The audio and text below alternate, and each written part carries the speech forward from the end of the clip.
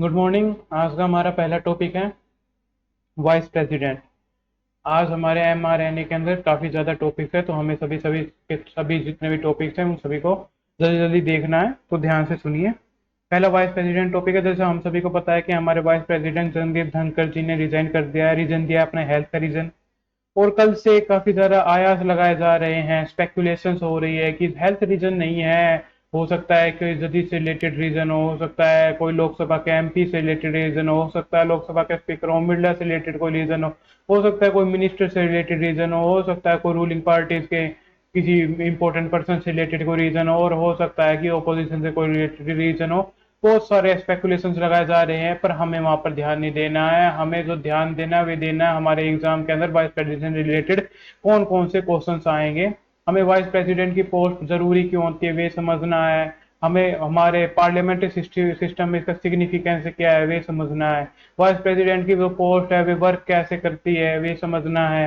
Vice president की जो post है उसके ओथ वगैरह क्या है और इसकी जरूरत क्या है, उसके मतलब हटाया कैसे जाता है। अगर वाइस प्रेसिडेंट की पोस्ट नहीं हुई होती हमारे पार्लियामेंट्री सिस्टम के अंदर तो क्या ही फर्क पड़ जाता, क्या प्रॉब्लम्स खड़ी हो जाती है हमारे सिस्टम के अंदर। पैरेलल चीजें वर्क नहीं कर पाती या कर पाती, ये सारी चीजें हमें आज देखनी है। हम और तो जो सबसे पहले हम वाइस प्रेसिडेंट का आर्टिकल है वहां से स्टार्ट करते हैं। कॉन्स्टिट्यूशनल आर्टिकल्स वगैरह कौन कौन से हैं। सबसे पहला वाइस प्रेसिडेंट का आर्टिकल नंबर 63 कहता है कि there shall be a vice president. ए है, ए का मतलब क्या है, ये अपने आप में बता रहा है कि India is a union of state, कि पूरी यूनियन का, चाहे वे यूनियन टेरिटरी चाहे वे स्टेट्स हो कोई भी हो, उन सब का सिर्फ एक ही वाइस प्रेसिडेंट होगा।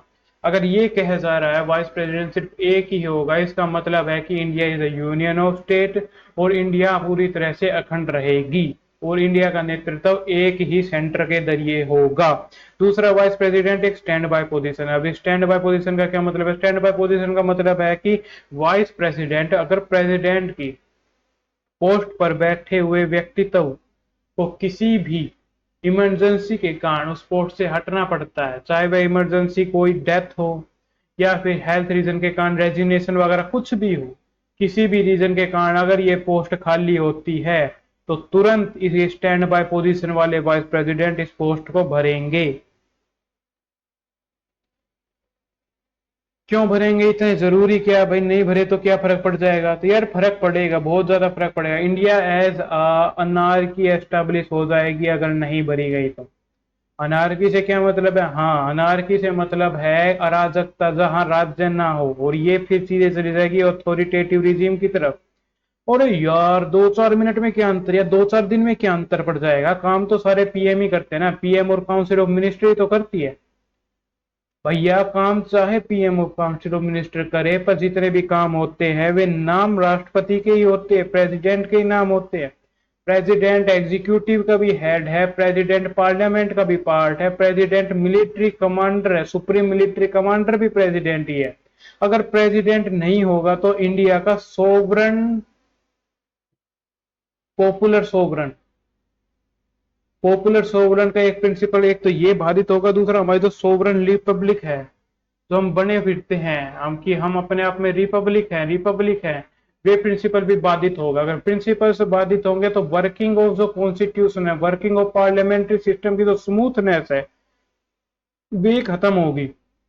स्मूथनेस खत्म होने के अलावा जो हम पूरे दुनिया के अंदर ढिंडोरा पीटते हैं कि we are the mother of democracy, we will be become the killer of democracy, क्योंकि 1 मिनट के अंदर ही जो अनार्की जो एस्टेब्लिश होगी, वे अनार्की अपने आप में हो सकता है कि बहुत सारे चैलेंजेस और प्रॉब्लम्स लिया है, हम आगे चल के एग्जाम्पल्स ना दे सके। इसीलिए या हो सकता है कोई बाहरी देश अटैक वगैरह कर दे इस वैक्यूम के अंदर, क्योंकि हमारे जो अंदर के सिस्टम है वही गड़बड़ा रखे होंगे। जितने भी डेली वर्क्स वगैरह होते हैं, बिल पासिंग वगैरह होते हैं, जितने भी कार्य होते हैं वे जनता के सर्वोच्च प्रतिनिधि से पूछकर ही होने चाहिए। क्यों? क्योंकि डेमोक्रेसी है। अब 140 करोड़ लोगों से तो पूछ नहीं सकते, बट पूछा जाना तो जनता से ही चाहिए। क्यों? जनता का ही मनी है और जनता के लिए कार्य हो रहे हैं, जनता की एमपी है, जनता की पार्लियामेंट है, जनता के लिए बिल बन रहे हैं, जनता के समाज को रेगुलेट करने का प्रयास हो रहा है, जनता के समाज को और देश को आगे बढ़ाने की कोशिश की जा रही है। जब ये सारी की सारी चीजें तो जनता से पूछना होगा ना, पूछना होगा। 140 करोड़ लोगों से तो बार बार पूछ नहीं सकते, तो इसीलिए ऐसे रिप्रेजेंटेटिव से पूछना होगा जो कि सुप्रीम रिप्रेजेंटेटिव, और सुप्रीम रिप्रेजेंटेटिव है कौन इंडिया का? वे हमारे प्रेसिडेंट। क्यों? प्रेसिडेंट का जो कॉलेज बनता है वे जनता के प्रतिनिधि, जो जनता के चुने हुए प्रतिनिधि है उनसे डायरेक्टली बनता है, ना सिर्फ पार्लियामेंट के दोनों सदनों के द्वारा मिलाकर, बल्कि जो स्टेट लेजिस्लेचर हो रहा है उनके द्वारा भी मिलाकर बनता है। तो इसीलिए प्रेसिडेंट की पोजीशन इतनी ज्यादा जरूरी है। और फिर प्रेसिडेंट की पोजीशन इतनी ज्यादा जरूरी है तो उसके ऊपर अनार की 1 मिनट के लिए भी नहीं आ सकती है, वैक्यूम 1 मिनट के लिए भी नहीं हो सकता। स्टैंड बाय पोजीशन हमें रखनी पड़ी है। फिर स्टैंड बाय पोजीशन ही है वाइस प्रेसिडेंट।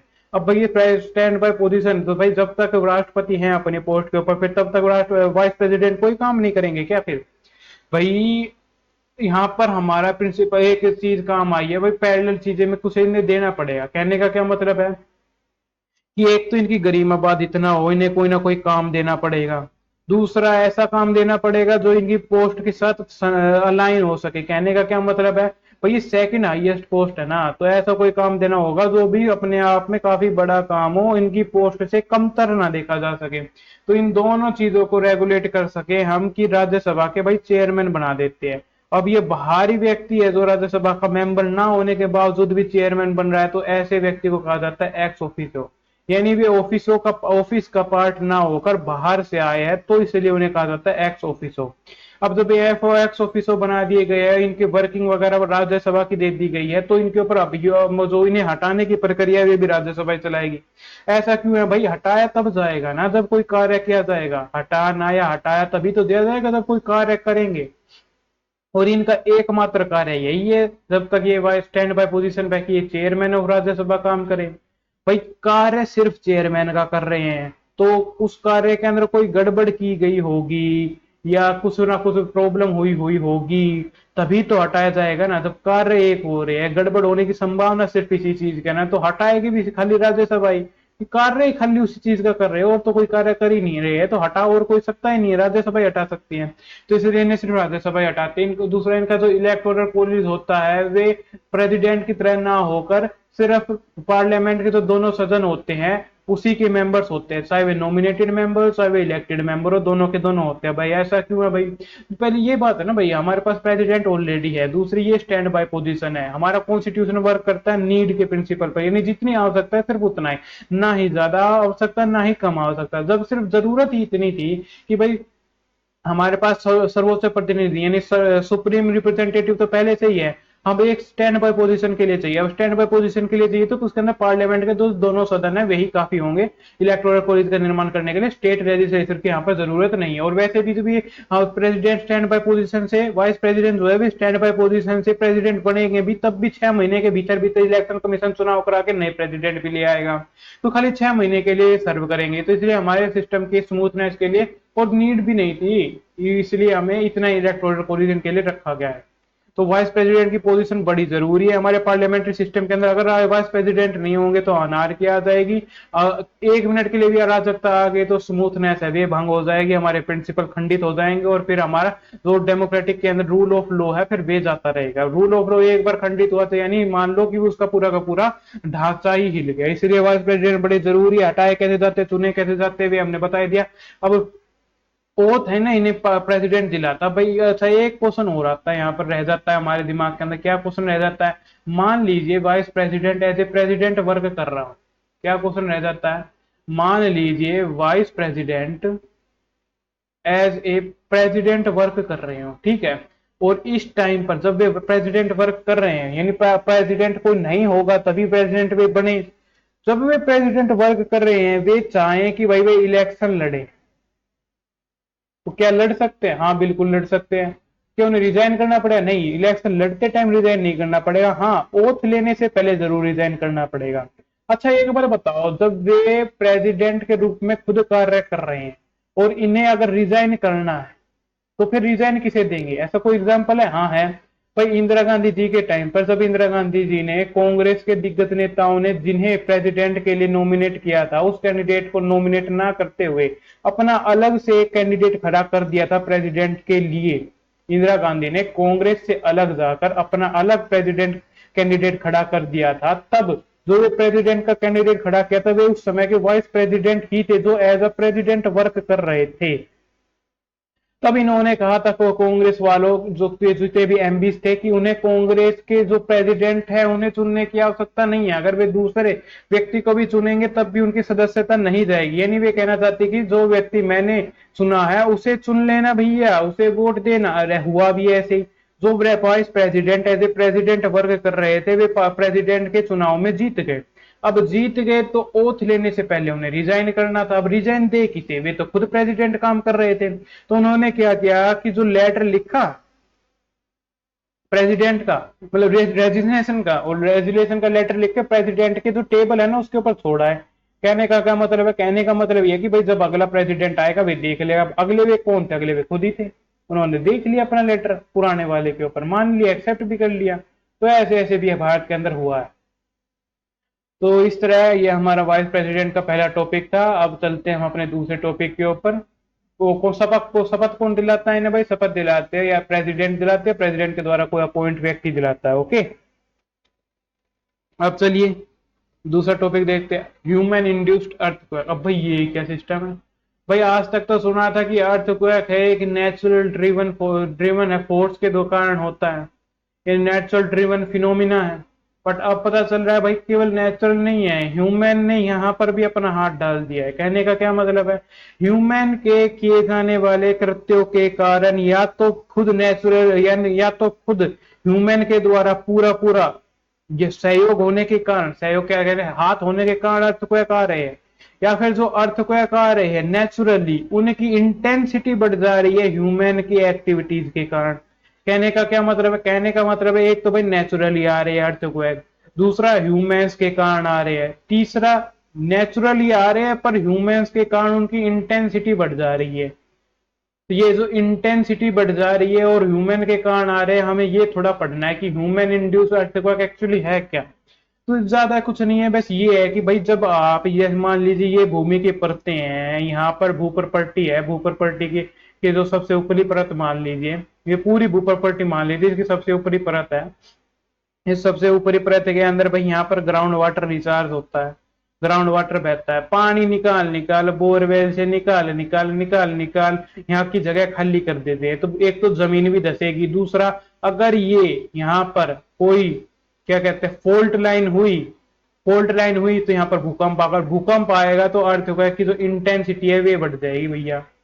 ये इंटेंसिटी यहाँ पर बढ़ी हुई मिलेगी, डेफिनेटली बढ़ी हुई मिलेगी ह्यूमन एक्टिविटीज के कारण। दूसरी ह्यूमन एक्टिविटी भाई बहुत सारे बांध जो ये बनाए जा रहे हैं ना, बांध, बांध का क्या मतलब है, हमारा जो अगला टॉपिक है ना, मतलब इसी के बीच में आज हम पढ़ेंगे कि चाइना ने दुनिया का सबसे बड़ा बांध जो ब्रह्मपुत्र नदी के ऊपर, सांगपो नदी के ऊपर बनाने वाला है, वे स्टार्ट करने की कोशिश की है, मतलब स्टार्ट कर दिया है। क्या क्या उसका मॉडल वगैरह होगा, कितनी टनल वगैरह होगी, कितना लंबा होगा, कितना चौड़ा होगा, वगैरह वगैरह। ये उसके अंदर क्या भाई 20-20 किलोमीटर की 4 टनल बनाने वाला है वे। उसके अलावा जो जहां से पानी निकलेगा ना, पानी वे खुद, मतलब जहां से पानी एकदम ऐसे गिरेगा, गिरने के बाद इलेक्ट्रिसिटी पैदा होगी, वे गिरने की जो लेंथ है ना वही 2 किलोमीटर की है। और जहां से पानी ये निकलेगा ना अलग अलग अलग अलग दरवाजों में से, ये 50 किलोमीटर की लेंथ है। तो मान लो इतना बड़ा बांध बना रहा है। जो आज तक का जो सबसे बड़ा बांध अभी तक का वे भी चाइना का ही है, सांगपो रिवर के ऊपर, हमारा ऐसी कोई नहीं, हाँ वो रिवर के ऊपर है। उस रिवर के ऊपर भी बांध होने के कारण जो पृथ्वी की जो गति है कहा जाता है भाई कुछ सेकंड धीमी हो गई है। अब उससे भी जब बड़ा बांध बनाया जा रहा है तो और वो भी सिस्मिक जोन के अंदर। यहाँ पर कौन है, हिमालय भाई, हिमालय, हिमालय पहले फोर्ट लाइन के अंदर आता है। अब यहाँ पर ऐसा बनाएंगे तो बैंड तो बजेगी ना भाई। दूसरी ह्यूमन एक्टिविटीज कौन सी है भाई, हिमालय जोन के अंदर जो डेवलपमेंट इंफ्रास्ट्रक्चर वगैरह बनाए जा रहे हैं तो उसके द्वारा पहाड़ वगैरह काटे जाएंगे, दूसरी दूसरी जो बांध वगैरह बनाए जाएंगे। यानी ह्यूमन की जब इंटरफेरेंस यहाँ पर बढ़ेगी तो उसके कारण जो वहां का पहले से बैलेंस बना हुआ है ना, बैलेंस, वे बैलेंस बिगड़ेगा। और जब नेचर का बैलेंस बिगड़ेगा, नेचर का जब जब बैलेंस बिगड़ेगा फिर कोई ना कोई फोर्स इधर से उधर होगा, इधर से उधर जो फोर्स होगा वही फोर्स का एक परिणाम देख रहे हैं, अर्थक्वेक की इंटेंसिटी बढ़ रही है और ये ह्यूमन इंड्यूस अर्थक्वेक कहला रहे हैं। फाइन।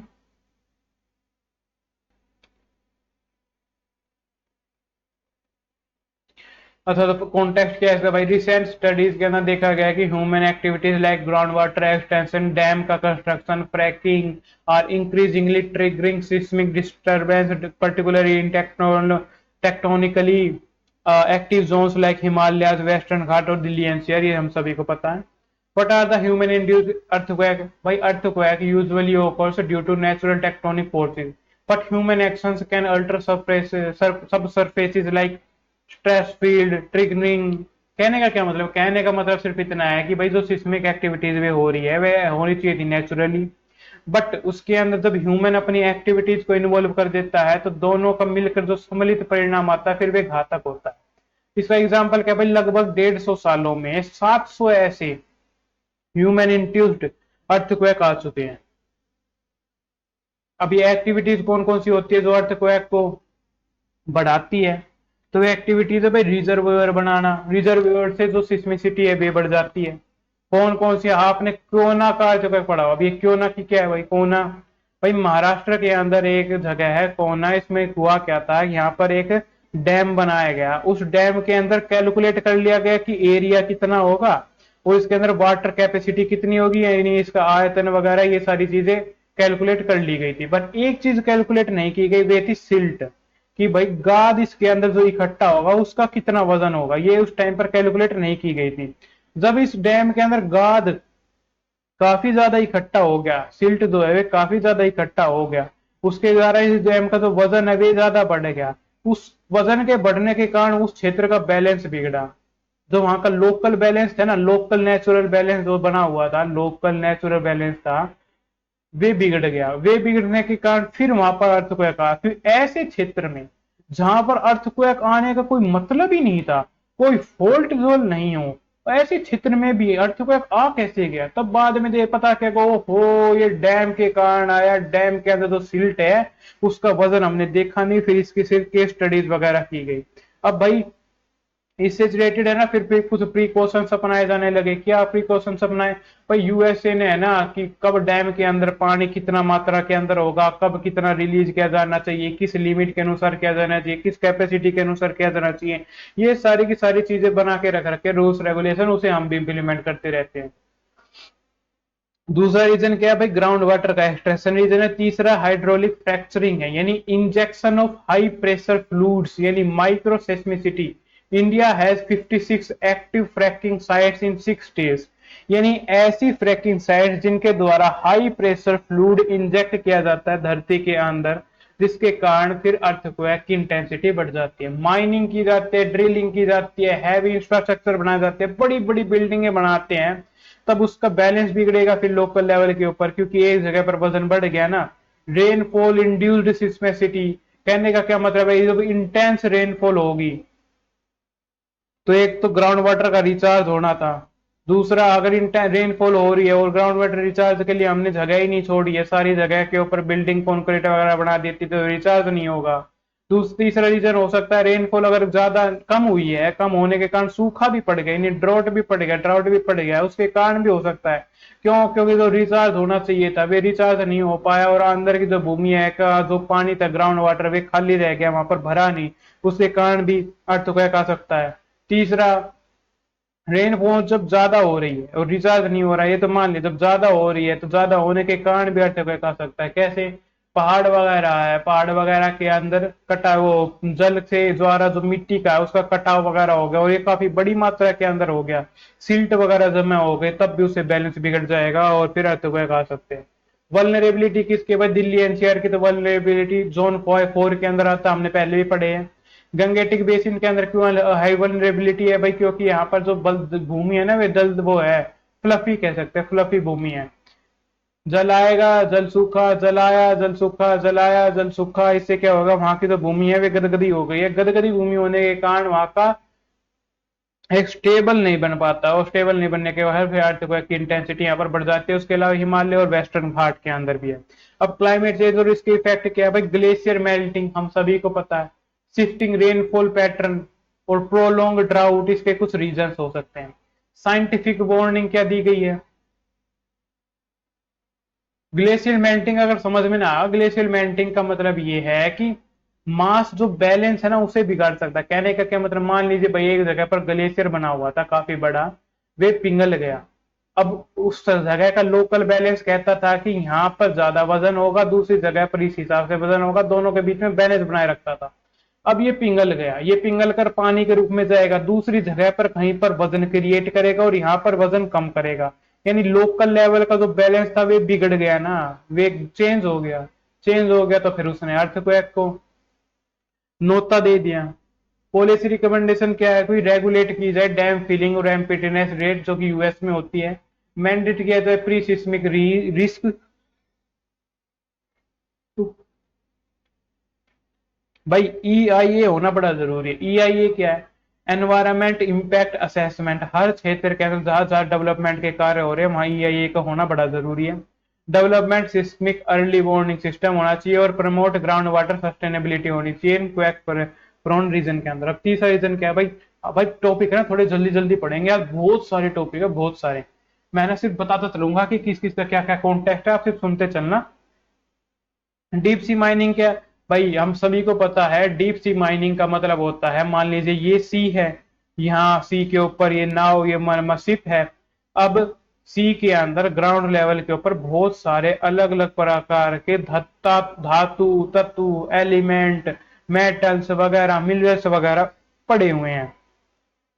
अब है क्रेन वगैरह की हेल्प से उन धातुओं को पकड़कर ऊपर लेकर आना, यानी माइनिंग करना। माइनिंग अब की बार अर्थ के अंदर ना होकर सी के अंदर होगी, यही डीप सी के अंदर होगी, वो भी खाली सी नहीं। इसी को चैलेंज ऐसा देखा गया है। ऐसा चैलेंज क्या देखा गया भाई? जो आईएसए है,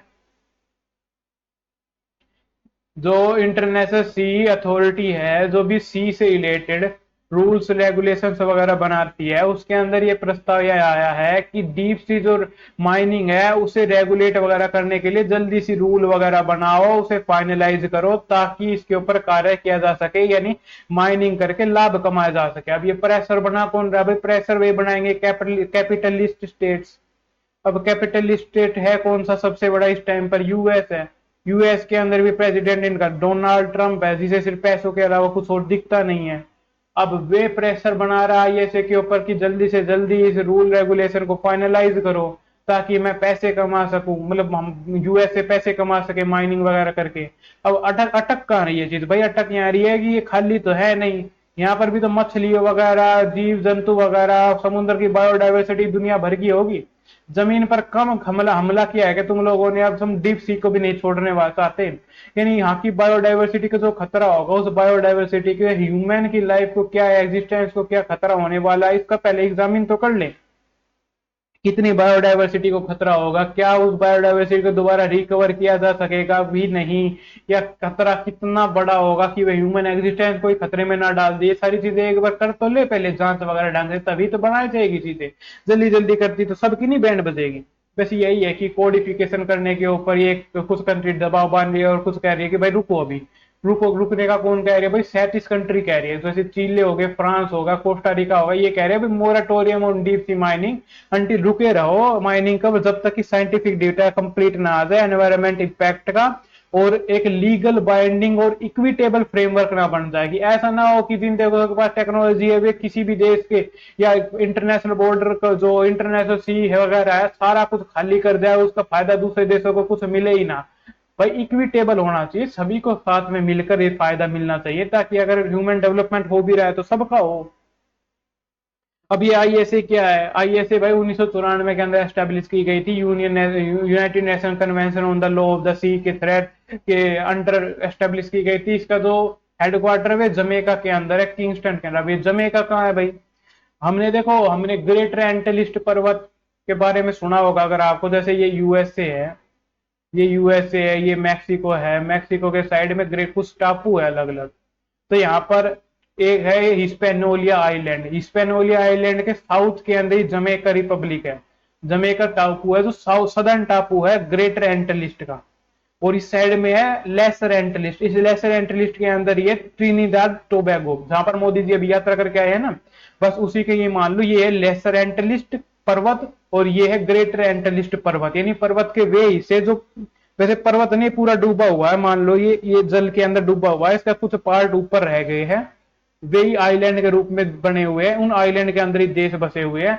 तो हिस्पेनोलिया आइलैंड के अंदर हेथी और डोमिनियन रिपब्लिक वाले देश है, इस साइड में प्लूटार्को रिको है, यहाँ पर जमैका है।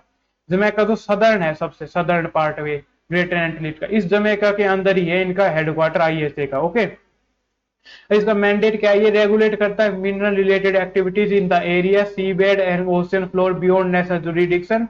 जो एरिया किसी भी नेशन के अंडर नहीं आता है, सी का एरिया किसी भी नेशन के अंडर नहीं आता है, यानी नेशन के अंदर कितना आएगा, यानी ये 24 नॉटिकल माइल तक आ जाएगा, फाइन। उसके बाद का जो है हाई सी वगैरह, इंटरनेशनल बाउंड्रीज वगैरह, वे सारी की चीजें जो भी रेगुलेट करता है, कॉमन हेरिटेज और मैनकाइंड की बचाए रखता है, वे कार्य करता है आईएसए। की फंक्शन इसके यही है कि अप्रूव करता है एक्सप्लोरेशन को, एक्सप्लोइटेशन को छोड़ता है, ड्राफ्ट को इंप्लीमेंट वगैरह करता है माइनिंग कोडिंग से जो कि अभी पेंडिंग है, प्रमोट करता है मैरीटाइम साइंटिफिक रिसर्च और इंश्योर करता है environmental protection of the deep sea ecosystem. अब जियोपॉलिटिकल और इकोलॉजिकल सिग्निफिकेंस क्या है भाई, मिनरल्स यानी पैसा, पैसा यानी पूंजीवाद, पूंजीवाद यानी कैपिटलिज्म, कैपिटलिज्म यानी अमेरिका, अमेरिका यानी डोनाल्ड ट्रंप, उन्हीं का लालच।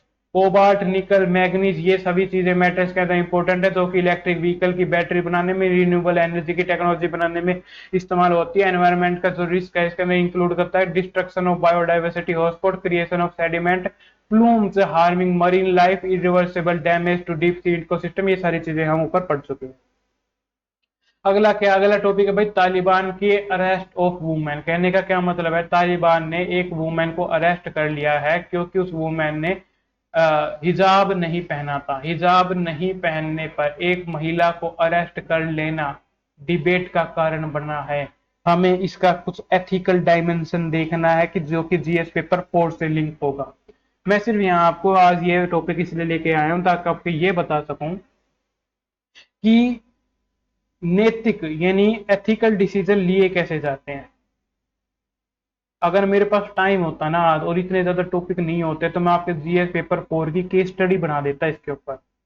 पर चलो जल्दी जल्दी कर लेते हैं। एथिकल डिसीजन से क्या मतलब है, एथिकल डिसीजन से मतलब है कि वे डिसीजन जो ह्यूमंस लेते हो, क्योंकि एथिकल डिसीजन लेने की क्षमता मात्र और मात्र ह्यूमंस के अंदर होती है।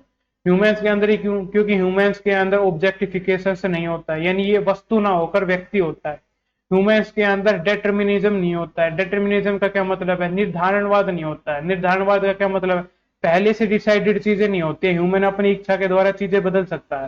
ह्यूमन को पता होता है कि भविष्य के अंदर अगर मैंने ये कार्य किया तो उसका रिजल्ट वगैरह क्या हो सकता है, इसका थोड़ा अंदाजा ह्यूमन को होता है।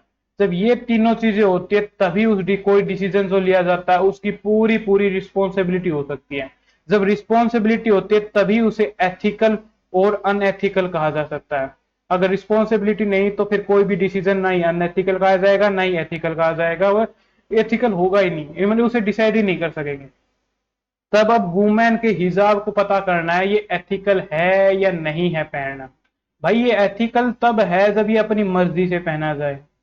मर्जी से पहना जाएगा तो ये ऑप्शंस बढ़ाएगा, चॉइसेस बढ़ाएगा। बट ये अनएथिकल तब है जब ये अपनी मर्जी से ना होके जबरदस्ती पहनाया जाए। अब भाई जबरदस्ती थोड़ी पहनाते हैं, मतलब ये दो के स्टडी, दो चीजें हो सकती है ना। एक तो होता है कि मान लीजिए इंडिया के अंदर हिजाब को महिला स्वयं स्वीकार कर रही है, कोई जबरदस्ती नहीं है। क्या नहीं है, जबरदस्ती नहीं है हिजाब पहनने की। दूसरा, तालिबान ने जबरदस्ती से हिजाब पहनवाने की कोशिश की है, तो ये पता चल गया भाई ये तो है अनएथिकल, डेफिनेटली अनएथिकल एक्ट है। इसे कैसे पता करिए, जबरदस्ती नहीं है तो क्या इसे एथिकल कह दे क्या भाई। अब यहाँ दूसरे फैक्टर्स भी आएंगे।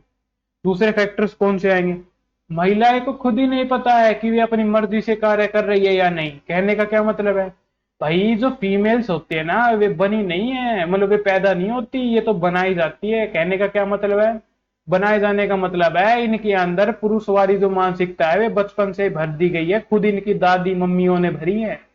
जब ऐसा अगर किया है इन्होंने तब जांचे कैसे कि वे उनकी मर्जी खुद की है या समाज की मर्जी है। तो जांचने का तरीका है, अगर वे चाह ले कि उन्हें हिजाब नहीं पहनना और कोई उन्हें मना ना करे, कहे कि आपकी छूट, आपकी मर्जी, आप चाह लो और हिजाब ना भी पहन सको, वे भी आपको अलाउड हो, तो यानी आपका पूरा पूरा डिसीजन आपका है।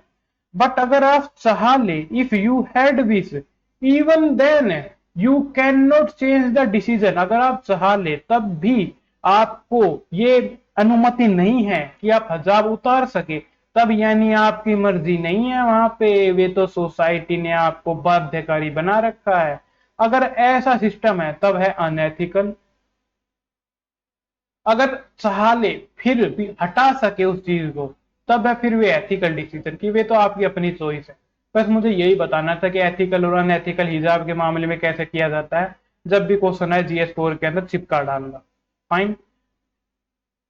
अब यहाँ जो लिखा है वे थोड़ा सा पढ़ लेते हैं ताकि बोर ना हो आप लोग। बोर तो कभी होते ही नहीं ना, सेशन में बोर होते हो कभी? यार तुम लोग है ना कमेंट नहीं करते आप लोग। चलो मत किया करो, आप लोगों की मर्जी। मैं ना ही सब्सक्राइब करने के लिए कहता हूँ, ना ही लाइक करने के लिए कहता हूँ, ना ही वीडियो देखने के लिए कहता हूँ। जिसको जो मर्जी वैसा करो। कॉन्टेक्स्ट क्या है मैंने बता ही दिया है। एथिकल इश्यूज क्या है, ह्यूमन डिग्निटी का वॉयलेशन हुआ है, फ्रीडम जो है वे कर्टेल्ड हुई है, जेंडर डिस्क्रिमिनेशन हुआ है, स्टेट वर्सेस इंडिविजुअल राइट का क्वेश्चन उठा है, ग्लोबल एथिकल ड्यूटी बनती है जो UN ने कह रखी है, must uphold the universal right against local operation, but इसका भी वॉयलेशन हुआ है।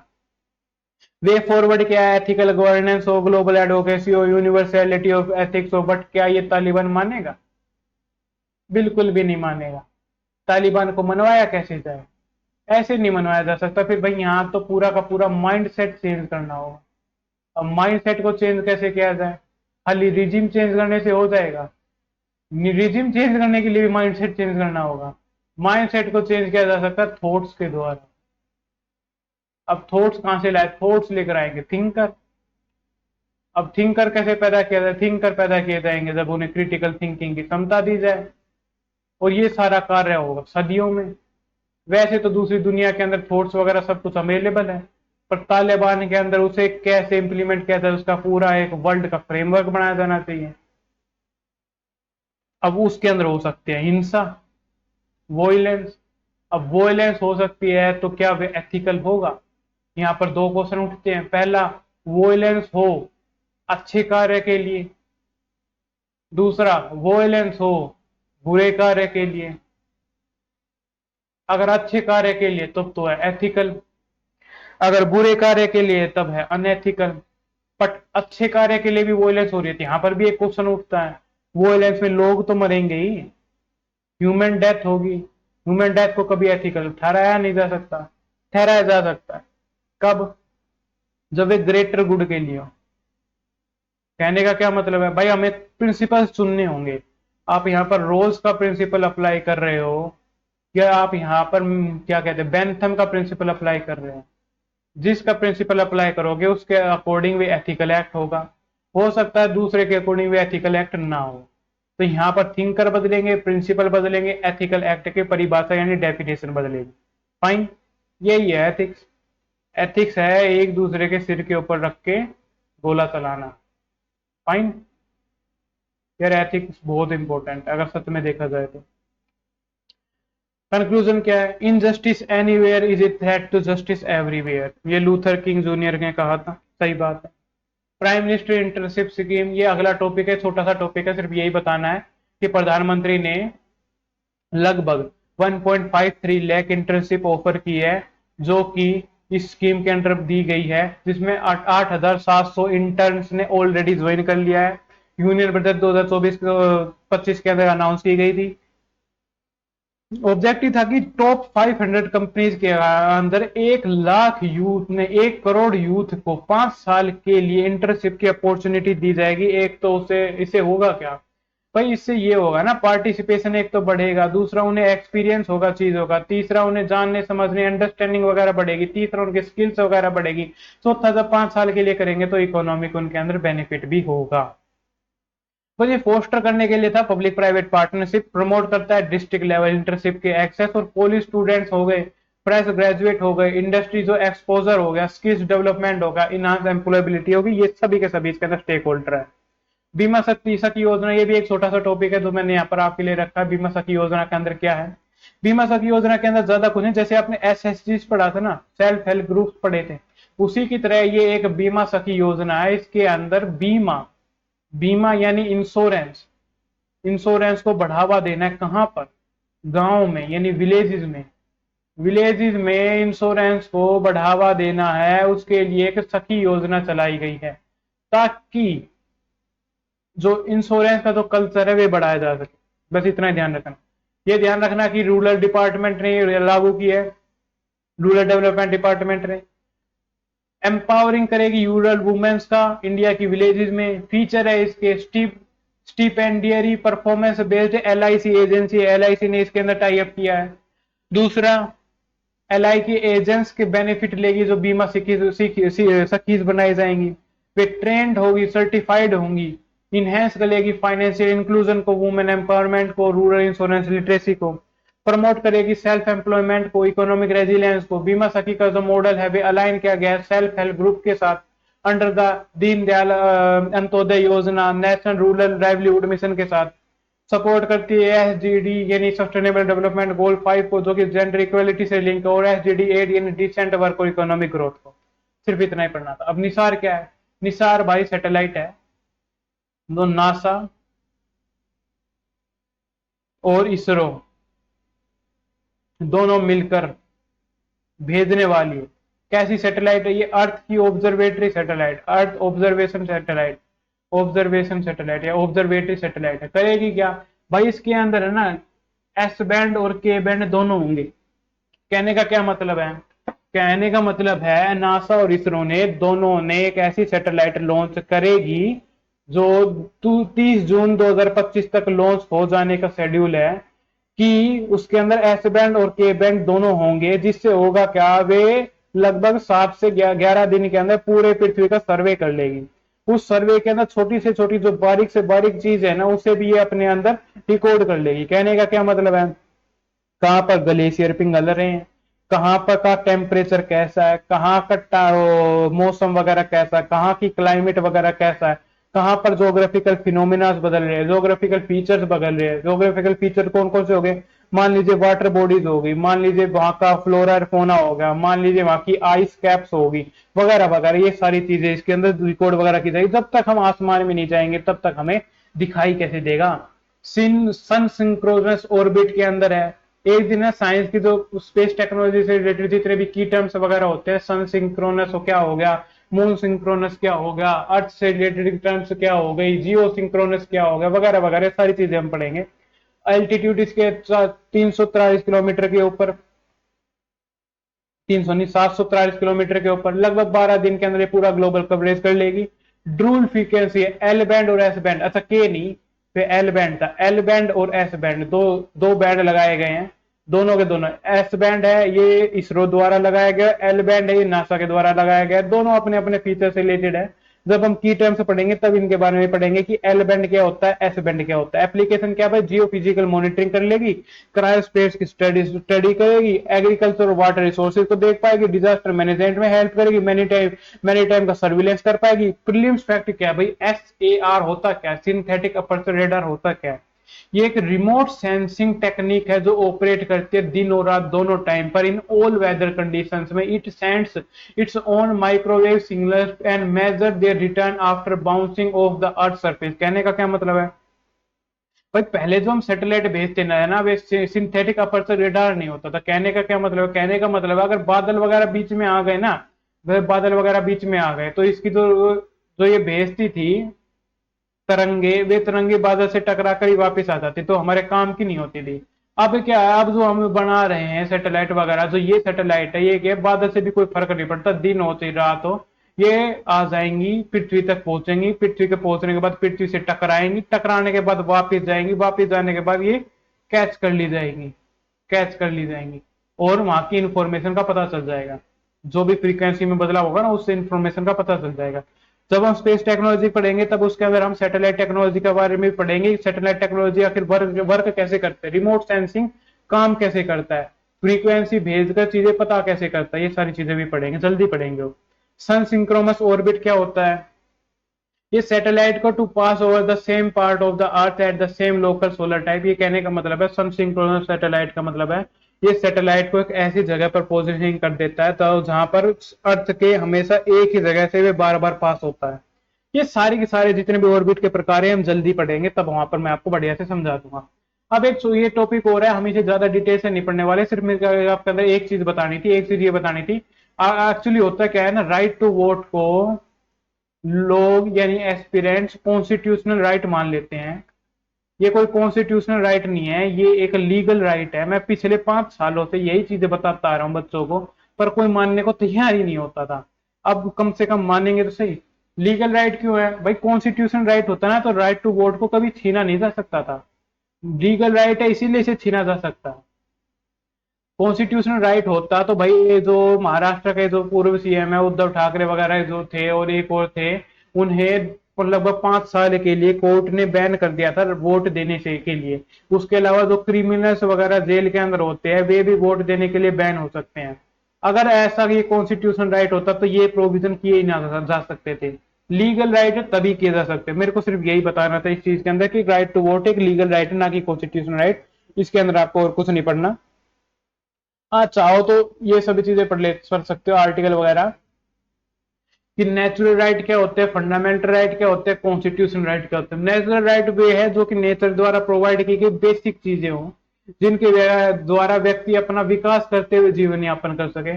फंडामेंटल राइट वे है जो हमारे कॉन्स्टिट्यूशन के पार्ट 3 के अंदर दिए गए हैं, वे है फंडामेंटल राइट। कॉन्स्टिट्यूशन राइट ये है जो हमारे कॉन्स्टिट्यूशन में दिए गए पर पार्ट 3 के अंदर ना होकर पार्ट 3 के से बाहर है, बट हमारे कॉन्स्टिट्यूशन के अंदर है।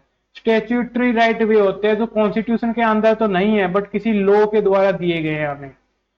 इंडिया के अंदर जो टाइप्स ऑफ राइट के अंदर है वे ये है, constitution right, fundamental right, statutory right. कहने का क्या मतलब है, फंडामेंटल राइट वे होंगे जिन्हें सरकार को भी देना होगा यानी राज्य को भी देना होगा और नागरिकों को भी पालन करना होगा।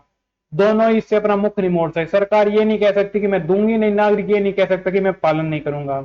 दूसरे कॉन्स्टिट्यूशनल राइट वे होते हैं जिन्हें सरकार यानी स्टेट के तो देना होगा, राज्य को तो देना होगा, बट नागरिक चाहे तो फॉलो ना करें।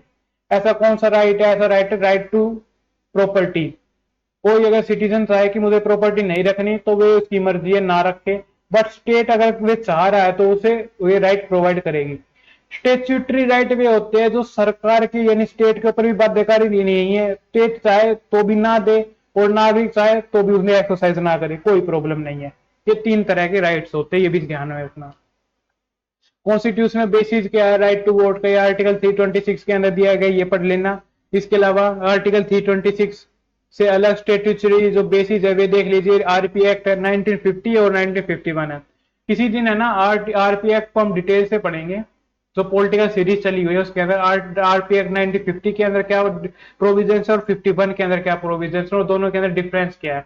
ये मान लीजिए ये स्ट्रक्चर बनाता है और ये वर्किंग करता है, इतना ध्यान रख लीजिए अभी के लिए कि जितने भी चुनाव से रिलेटेड स्ट्रक्चर बनाने का काम है वे 1950 का, और जितने भी चुनाव से रिलेटेड असली वर्किंग है वे 1951 की है। अब इससे रिलेटेड जुडिशियल इंटरप्रिटेशन कौन सी है, पुट्टू स्वामी के, पोनू स्वामी है तो पुट्टू स्वामी नहीं, पोनू स्वामी 1952 का, ज्योति बसु 1982 की, पीयूष का केस 2003 का जो काफी पॉपुलर है, कुलदीप नायर का केस 2006 का, और राजबाला के 2015 का, अनूप बनरवाल के 2023 का, और जस्टिस अजय रस्तोगी डिसेंट अनूप बनरवाल से जो की है उन्होंने, वे वाली देख लेना। केसेस वगैरह यहाँ पर लिखी दी गई है। अब है अगला, where is the centre of the universe, ये टॉपिक आता है भाई। इसके अंदर क्या है, इसके अंदर कुछ नहीं, मेरे को सिर्फ इतना बताना था कि यूनिवर्स है उसकी जो उत्पत्ति है वे बिग बैंग से हुई है।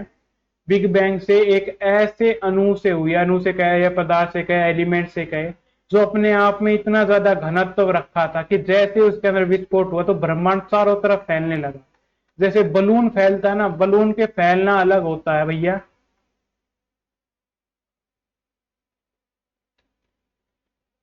बलून फैलता है, जैसे ये बलून है बंद, और जब ये फैलता है इसके अंदर मान लीजिए ऐसे दो ये डॉट लगा रखे थे मैंने 1 सेंटीमीटर के दूरी पर, जब ये फैला नहीं था तब। पर जब ये फैलेगा ना, ये बलून फैल गया, ये 1 सेंटीमीटर के जो डॉट है ना, वे 10 सेंटीमीटर दूरी हो जाएंगे। ये जो दूरी है ना इन डॉट्स के बीच की, ये बढ़ गई। पहले दूरी वो सिर्फ 1 सेंटीमीटर थी, अब ये 10 सेंटीमीटर हो गई। कहने का मतलब है जब जैसे हमारा बलून फैलता है वैसे हमारा यूनिवर्स फैलता जा रहा है। इसका कोई एक सेंटर नहीं है। इसके बीच के जितने भी तारे हैं ना, उनके बीच की भी दूरी बढ़ती जा रही है। अगर कोई सेंटर होता भी, मान लीजिए ये सेंटर होता और ऐसे ये फैलना शुरू करता, बट वो क्या रहा है, ये सेंटर है और ये यूनिवर्स फैलता जा रहा है, फैलता जा रहा है। तो ये सेंटर है ना, ये भी अपने आप में फैल रहा है, अपने आप में फैल रहा है। इसके अंदर भी अलग अलग सेंटर बनेंगे। कोई एक सेंटर है, दूसरे सेंटर के बीच में से मान लो इतना दूर था, जब ये फैलेंगे तो ये और ये के बीच की दूरी बढ़ जाएगी। यानी कहने का मतलब है कोई एक सेंटर हो ही नहीं सकता है जब सारी की सारी चीजें आपस के एक दूसरे से भी फैल रही हो। ये सेंटर था, ये फैलते टाइम थोड़ा इस साइड में सरक जाएगा, सेंटर फिर बदल जाएगा। ये सेंटर था, फिर सरक जाएगा, ये फिर बदल जाएगा। कोई सेंटर हो गया वो बार बार बदलता रहेगा, क्योंकि पूरी तरह से यूनिवर्स फैलने लग रहा है। तो कोई सेंटर है ही नहीं यूनिवर्स का। जैसे जैसे ये फैल रहा है, कुछ मिलियन करोड़ों अरबों खालों सालों के बाद, खरबों सालों के बाद क्या होगा, ये वापस से सिकुड़ना शुरू होगा। सिकुड़ना शुरू होकर वापस से उसी बिंदु के अंदर आके इमर्ज हो, मतलब वापस से उसी बिंदु के अंदर आ जाएगा ये पूरा का पूरा, और तब लाइफ खत्म हो जाएगी। साइंटिफिक एक्सप्लेनेशन क्या है, यही है कि ये यूनिफॉर्मिटी से फैल रहा है चारों तरफ में, इसका कोई नो सेंटर पॉइंट, कोई सेंटर पॉइंट है ही नहीं। क्यों सेंटर पॉइंट क्यों नहीं है, क्योंकि ना इसका कोई टॉप है, ना इसका कोई बॉटम है, ना इसकी कोई एज है, ना ही कोई इसका सेंटर है। बलून जैसे फैलता है उसकी तरह समझ सकते हैं इसे। ये आ गया भाई साहब जो हम डिस्कस कर रहे थे, चाइना का project on Yarlung Tsangpo river के अंदर। जैसे कि मैंने इसके बारे में पहले ही बता दिया है, 2 किलोमीटर लंबी तो इसकी ड्रॉप होगी। एक्चुअली होता क्या है ना, होता ये है, बांध बनाते हैं, बांध बनाने का काम सिर्फ पानी रोकना ही नहीं होता, बिजली पैदा करना भी होता। बिजली पैदा तब होगी जब टरबाइन घूमेगी। मान लीजिए ये टरबाइन है, जब ये घूमेगी जब बिजली पैदा होगी। ये कब घूमेगी, जब इसके ऊपर भारी भारी दबाव वगैरह लगाया जाएगा। भारी दबाव कैसे लगाया जाएगा, भारी दबाव लगाया जाएगा किसी फिजिकल चीज के ऊपर जो अपने बल से इसे घुमा दे। वे चीज है भाई पानी। पानी जब इसकी पंखड़ी इसके ऊपर ऐसे गिरा जाएगा, तो ये पंखड़ी गोल गोल गोल गोल गोल गोल गोल गोल घूमेगी। जब गोल गोल गोल गोल गोल गोल गोल गोल घूमेगी तो घूमने के द्वारा करंट पैदा होगा। करंट, यही करंट इलेक्ट्रिसिटी है। भाई आप सभी को पता होगा 10th के अंदर दो थ्योरीज थी, एक जनरेटर बनाने, जनरेटर कैसे काम करता है, दूसरा मोटर कैसे काम करती है, उन दोनों की।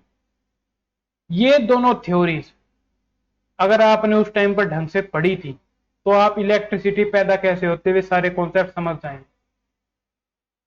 फाइन। यहां पर जनरेटर वाली थ्योरी लग रही है। अगर आपको ये नहीं पता है कमेंट में बता देना, मैं कल दोनों थ्योरीज आपको बता दूंगा। फाइन।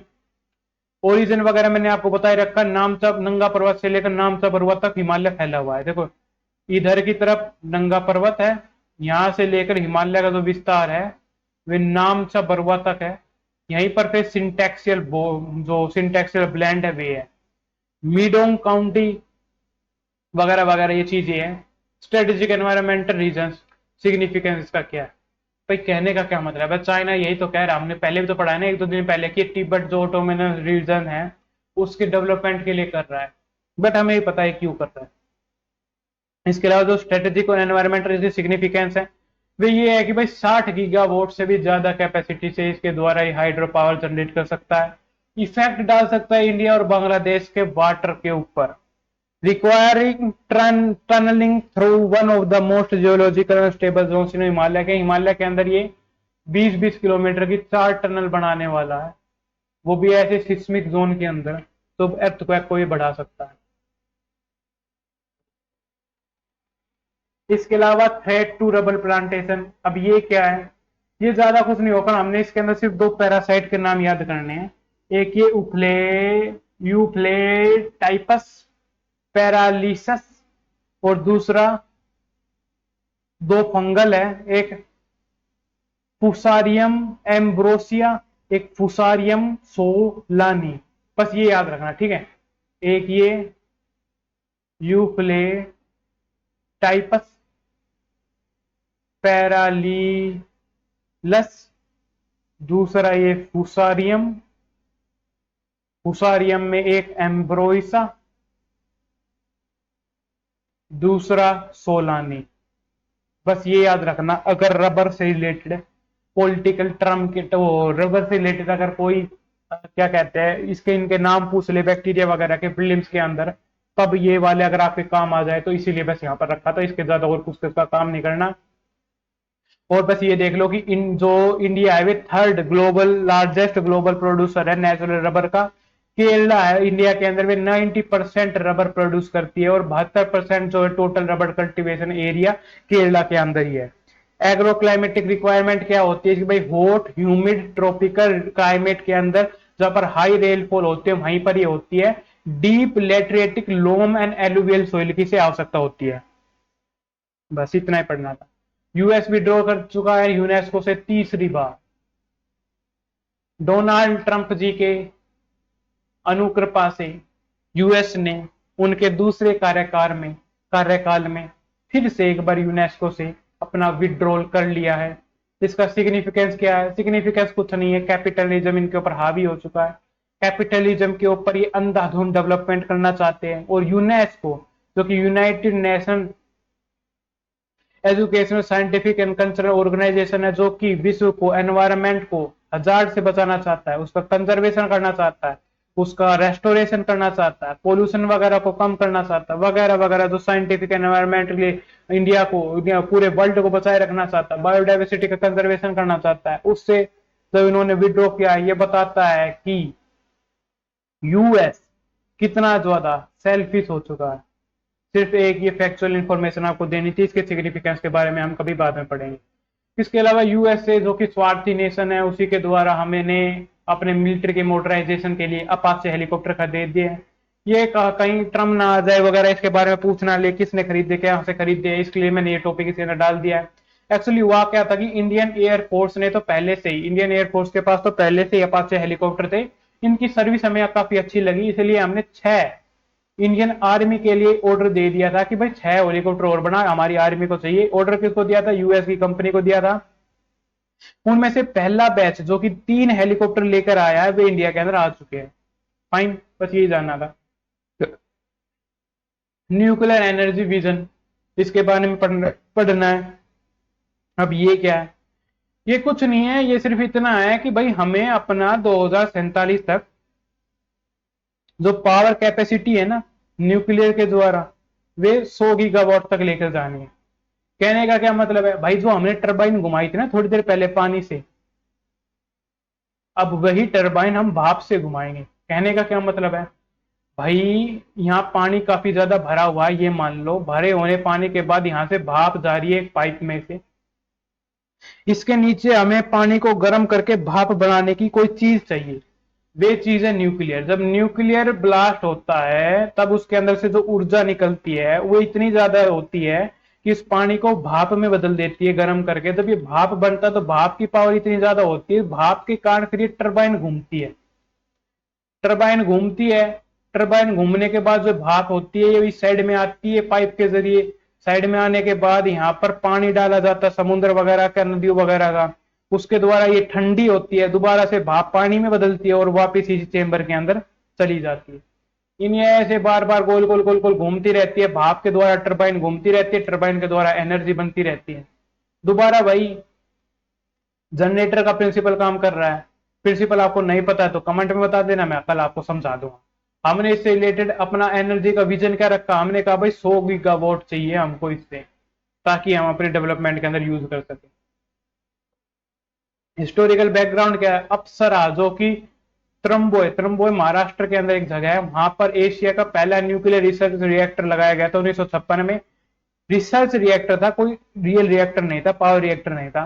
तारापुर जो कि महाराष्ट्र के अंदर ही है। फिर 1963 के अंदर इंडिया का पहला न्यूक्लियर पावर प्लांट यहां लगा। 1974 के अंदर हमने बुद्धा जी को पहली बार हंसवाया, स्माइलिंग बुद्धा किया। 1998 में हमने दोबारा बुद्धा जी को हंसवाया। CLNDA क्या है? ये भाई ऐसा कानून हमने बनाया कि भाई भारत के अंदर अगर कोई भी न्यूक्लियर पावर प्लांट लगाएगा और उससे अगर कोई लीकेज वगैरह कोई भी हादसा हुआ, तो जिम्मेदारी उसी की होगी जिसने वे पावर प्लांट लगाया है, उस कंपनी वगैरह की।